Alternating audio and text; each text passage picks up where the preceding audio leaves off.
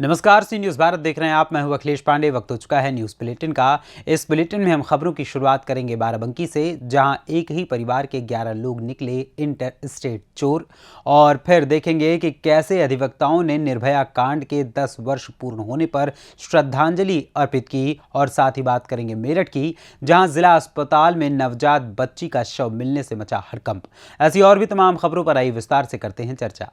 मुंबई समेत यूपी के कई शहरों में चोरी करने वाले गैंग का सरगना चढ़ा पुलिस के हत्थे। थाना देवा पुलिस ने शटर तोड़कर चोरी करने वाले 2 शातिर चोर को गिरफ्तार किया है। पकड़े गए चोर श्रावस्ती जिले के रहने वाले हैं और एक ही परिवार में हैं 10 हिस्ट्री शीटर। पकड़े गए कब्जे से 2 तमंचा, 4 कारतूस, चोरी का मोबाइल व नकदी बरामद किया गया है। देवा में भी घटना हुई थी। इसमें शटर उठा करके चोरी की गई थी। ये देवा पुलिस और जो सर्विलांस की टीम है, इन लोगों ने एक अच्छी सफलता दूसरी भी प्राप्त की है।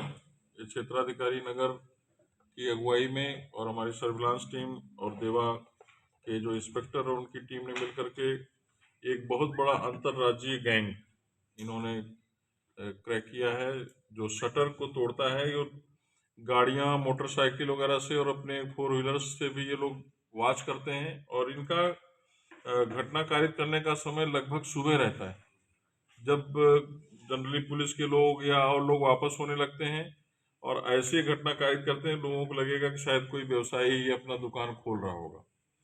तो ये शटर में जो किनारे किनारे लॉक रहते हैं, उनके बीच वाले हिस्से को ये 2-3 मिल करके उसको उठा देते हैं या किसी गाड़ी के भरोसे उसको खींच देते हैं, तो जिससे पूरा शटर 3-4 फीट ऊपर उठ जाता है। और उसके बाद अंदर घुस करके वहाँ पे गले में या जो भी सामान मिलता है उसको ये लोग चोरी करते हैं। और इस तरह का कार्य इन्होंने कई जनपदों में, इवन लखनऊ में भी गुरुद्वारा सदर के पास, आटा चक्की के पास मेडिकल स्टोर का शटर वगैरह तोड़ करके, और कुर्सी तिराहा पे भी इन्होंने जो दुकान तोड़ी थी मेडिकल स्टोर की, जन सेवा केंद्र, राशन की दुकान, इनके सबके शटर तोड़े, मोबाइल वगैरह गया था। और सबसे बड़ी चीज़ क्या है कि वो सारे मोबाइल जो चोरी गए थे और सामान इन्होंने बरामद किया है। ये टीम की बहुत बड़ी सफलता है, जिससे प्रमाणित होता है कि सही गैंग इन्होंने खोला। और वो मोबाइल का मिल जाना और उन आइटम्स का मिल जाना जो संबंधित का गया हुआ है, तो ये सही घटना का। और ये जो टीम है, ये मल्लीपुर पड़ता है श्रावस्ती जनपद में, वहाँ के ये सब अपराधियों का गैंग है। इंस्पेक्टर और जो टीम गई थी, इन लोगों ने पता किया कि ये अपराधी 11 भाई हैं, जिसमें से 10 तो हिस्ट्री सीटर हैं। एक ही परिवार के साथ, एक ही परिवार के 11। ये जो इसमें अभियुक्त है प्रेम कुमार, 11 भाई। हाँ, ये 11 भाई हैं। प्रेम कुमार, अवधेश कुमार, ये मल्लीपुर के हैं, परसौना के। और ये इसमें से 10 हिस्ट्री सीटर जो यही चोरी का काम करते हैं। इन्होंने यहाँ बहराइच और आसपास लखनऊ, इन जनपदों में तो जो चोरी की घटनाएं की हैं, बॉम्बे तक भी इन्होंने घटनाएं करी हुई हैं। इन्होंने बातचीत के दौरान जो बताया, तो हमारी टीम ने बॉम्बे से भी संपर्क करने की कोशिश कर रखी है। इनकी हिस्ट्री शीट काफ़ी बड़ी फहरिस्त है उसकी। बाराबंकी से सीनू संवाददाता मोहम्मद अरशद की रिपोर्ट। बाराबंकी में दर्जनों मुकदमों में अभियुक्त 3 शातिर चोर शाकिर, चांद बाबू व जावेद को पुलिस ने पकड़ा है। ये ऑटो से बैठकर रात में घरों की रैकी कर चोरी करते थे और ऑटो से ही बैठकर नेपाल बॉर्डर के रुपैडिया बॉर्डर के पास जंगलों में छिपाते थे पैसे और जेवरात। पुलिस ने मुखबिर और सर्विलांस की मदद से शातिर अपराधी को पकड़ा है। नगर कोतवाली पुलिस ने तीनों चोरों को गिरफ्तार कर लिया है। ये हमारी कोतवाली की टीम और जो हमारी एसओजी सर्विलांस की टीमें हैं, संयुक्त रूप से इनने प्रयास किया। हमारे क्षेत्राधिकारी नगर अपने इंस्पेक्टर और पूरी टीम के साथ इसमें लगे रहे। और चूंकि जब ये घटना घटित हुई थी, तभी से सनसनीखेज थी। और इन लोगों ने वहाँ पे अपने तकनीकी प्रयासों से नंबर्स वगैरह इन्होंने डिटेल उसमें से ढूंढे। और उसके बाद इन लोगों ने 3 संदिग्ध व्यक्तियों को पकड़ा। उनके साथ एक बाल अपचारी भी था। और बातचीत के दौरान उन लोगों ने अपनी बातें बताई कि सर, हम लोग ऐसे ऑटो रिक्शा लेकर के और उससे पूरे क्षेत्र में भ्रमण करते रहते हैं और रैकी करते हैं। जो घर बंद मिलते हैं, उसके ताले बंद मिलते हैं, उसमें हम सीढ़ियों से चढ़ करके और उनके ताले तोड़ करके, अंदर अलमारी वगैरह के ताले तोड़ करके हम लोग सामान उठा लेते हैं। तो ये हुआ कि तुम लोग इस तरह से क्यों करते हो? तो उन्होंने बताया कि हम लोग, एक ने बताया कि मैं गांजा पीता हूँ, दूसरा बोला मैं टैबलेट खाता हूँ। ये सब लड़के नशे के आदी हैं जिनके द्वारा किया गया। इनके द्वारा कई घटनाएं कारित की गई थी। ये अभी करीब जो कोतवाली के 12 लाख के आसपास इन्होंने जो जेवरात बरामद किए हैं, और नकदी में इन्होंने 2,36,600 रुपये बरामद किया, जो इनके घरों से और इनकी कस्टडी से जो इन्होंने गाड़ रखे थे पन्नी में लपेट करके और कई जगह छिपा रखे थे। तो वही पैसा जो व्यवसायी का था वही पैसा बरामद हुआ है, और इनके पास से वो मोबाइल वगैरह भी बरामद हुए जो उन्होंने उस पैसे से खरीदा था। तो लगभग इन्होंने जो सामान खरीदा था, लगभग इन्होंने 90% बरामदगी इसमें कर ली है। और इस तरह से जो करीब 14-15 लाख का सामान इन्होंने उसमें बरामद किया। और इनके साथ ही साथ बड्डूपुर और अन्य जो हमारे कुर्सी और मोहम्मदपुर खाला में भी इन्होंने चोरियां ऐसे रैकी करके और ताले तोड़ करके सीढ़ियों से चढ़ करके इन्होंने किया था। वो इन्होंने किया। इसमें शाकिर उर्फ शाकिब है, जो ये जहांगीराबाद का है, अजीम नगर का। चांद बाबू ये पीर बटावन सिटी स्कूल के पास का है। जावेद अहमद करके है, ये फैजुल्ला गंज जहांगीराबाद का है। और एक और बालबचारी है जिसका नाम हम लोग नहीं लेते, वो भी इसके साथ था। जो लड़का बाहर खड़े होकर के निगरानी करता था, और ये बड़े लोग जो है अंदर घुस करके चोरी का काम किया करते। ये लोग गए थे शादी। बाराबंकी से सीनू संवाददाता मोहम्मद अरशद की रिपोर्ट। न्यायालय प्रांगण एटा में अधिवक्ताओं द्वारा निर्भया कांड के 10 वर्ष पूर्ण होने पर भावभीनी श्रद्धांजलि दी गई। कार्यक्रम में अधिवक्ताओं के अलावा पत्रकार गण तथा अन्य सामाजिक संगठनों के पदाधिकारी भी प्रमुख रूप से उपस्थित रहे। इस अवसर पर वरिष्ठ अधिवक्ता पंकज कुमार एडवोकेट ने कहा कि देश में निर्भया कांड वास्तव में दिल को झंझोर देने वाली घटना है। ऐसी घटनाएं भविष्य में ना हो, इसके लिए भारत सरकार ने 2 कड़े कानून लागू किए थे, लेकिन धरातल पर पुलिस तथा प्रशासन द्वारा उन कानूनों का पालन कराने में पूरी तरह असहाय जैसी भूमिका में बना रहना अपराधियों का हौसला बढ़ाने में मददगार बना हुआ है। हम आज जो ये हमारा एक कार्यक्रम जो है, जो यहाँ श्रद्धांजलि रखी गई है, ये बड़ी दुखद घटना के साथ रखी गई है और ये एक जागरूकता के तौर पे रखी गई है। मेन चीज क्या है कि निर्भया जो कांड हुआ था दिल्ली नोएडा में, निर्भया कांड के जो है आज 10 वर्ष पूरे हो रहे हैं। 10 वर्ष के इस पूरे कालखंड में 2 कानून बने और जो है बलात्कार जैसा अपराध भारत में ना हो, इसके लिए 2 बड़े बड़े कानून लाए गए और कोशिश की गई कि ये अपराध रुके। लेकिन जो दृश्य देखने में मिला वो ये मिला है कि पुलिस के द्वारा, सरकारी मशीनरी के द्वारा कानून की इच्छा के अनुरूप काम नहीं हो रहा है।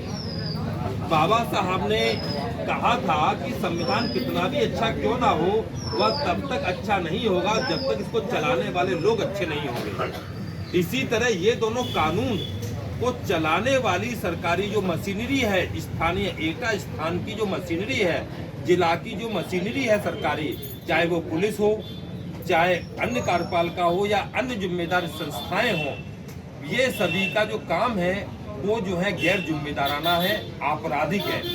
इसलिए उनको भी एक जानकारी हो, उनके भी अंदर एक बात आए कि हम कोई कानून के अनुसार कार्रवाई करें। इसलिए भारत के संविधान, भारत के अपराध विधि, दंड प्रक्रिया संहिता, साक्ष्य विधि, इन सभी को जो है प्रतीक मानते हुए हम जो है निर्भया को हम श्रद्धांजलि दे रहे हैं और भारत सरकार से अपेक्षा कर रहे हैं, प्रदेश सरकार से प्रार्थना कर रहे हैं कि वह भारत की महिलाओं को, एटा की महिलाओं को और पीड़िताओं को उनके अधिकारों के अनुसार, विधि के अनुसार उनको जो है अधिकार दें। धन्यवाद। आपने निर्भया कांड को लेकर के तमाम चर्चा की, देश के संविधान की बात की, आपने पुलिस की घोर लापरवाही की बात की, व्यवस्था की बात की।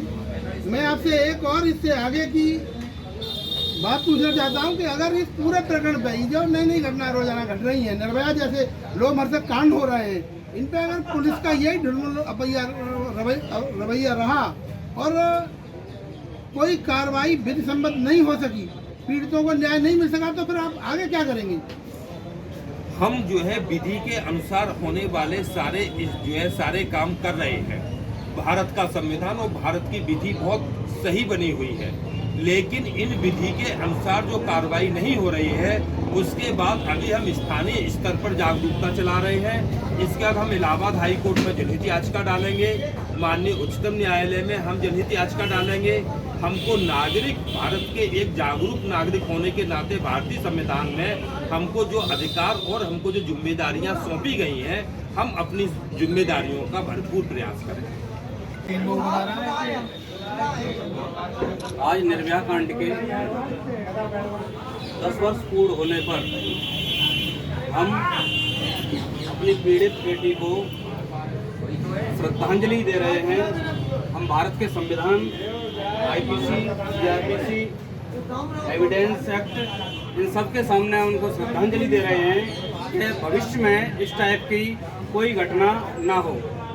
इसलिए निर्भया कांड के अवसर पर 10 वर्ष पूर्ण होने पर हम यहाँ के प्रशासनिक व्यवस्था है उनसे भी ये अपील करते हैं कि वो अपना कानूनों के अनुसार और उसका पूर्ण तरीके से सही पालन करें, जिससे कि वो सक्रिय रहे और सही पालन होगा तो ऐसी घटनाएं भविष्य में दोहराई नहीं जाएंगी। हम यही मांग करते हैं।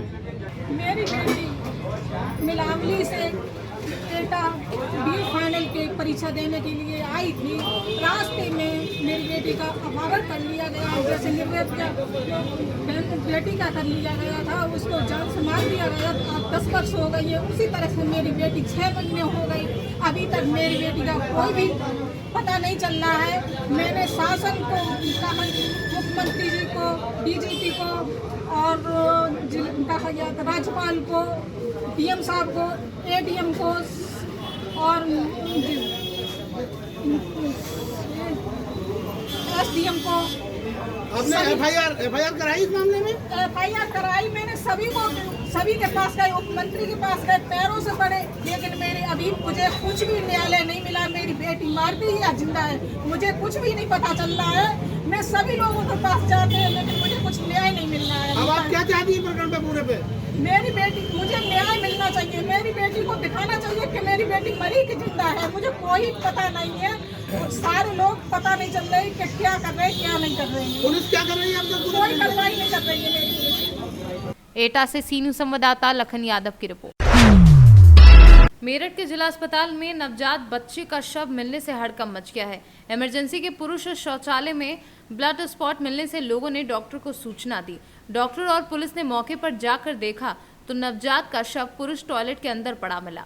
हालांकि ये पुष्टि नहीं हो पाई है कि यह बच्चा किसका है। पुलिस इस मामले की जांच कर रही है। अस्पताल के अंदर लोगों का हुजूम इकट्ठा हो गया है। थाना दिल्ली गेट क्षेत्र की पुलिस मौके पर मौजूद है।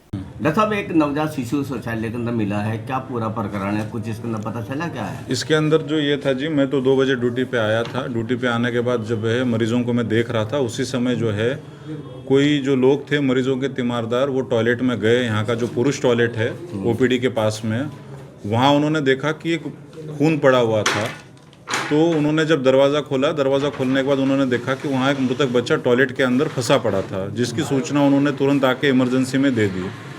मैंने खुद जाके घटनास्थल का निरीक्षण कर दिया, थाने में फ़ोन लगा दिया था, थाने को इसकी सूचना दे दी गई थी और जो है मृतक बच्चे को जो है निकलवा के हमने मोर्चरी में रखवा दिया है। अग्रिम कार्रवाई के लिए पुलिस को सूचित कर दिया गया। पता चला है किसका बच्चा था? नहीं, इस बारे में कुछ पता नहीं चला है जी। जैसा बताया जा रहा है कि उसका आधार कार्ड गिर गया था बच्चे का, ऐसा कुछ इमरजेंसी में आधार कार्ड वगैरह आया हुआ है? नहीं, ऐसा कुछ नहीं है। अच्छा हाँ जी।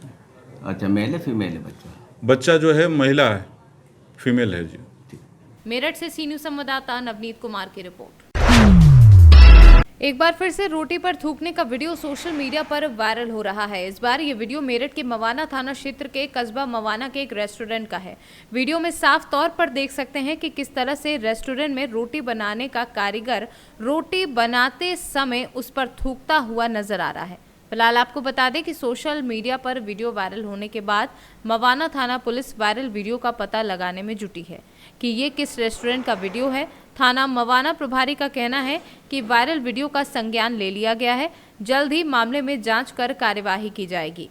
मेरठ से सीनू संवाददाता नवनीत कुमार की रिपोर्ट। फिलहाल के लिए इस न्यूज़ बुलेटिन में इतना ही। देश दुनिया की तमाम खबरों के लिए देखते रहें सी न्यूज़ भारत। हर खबर आपके साथ, आपके हाथ।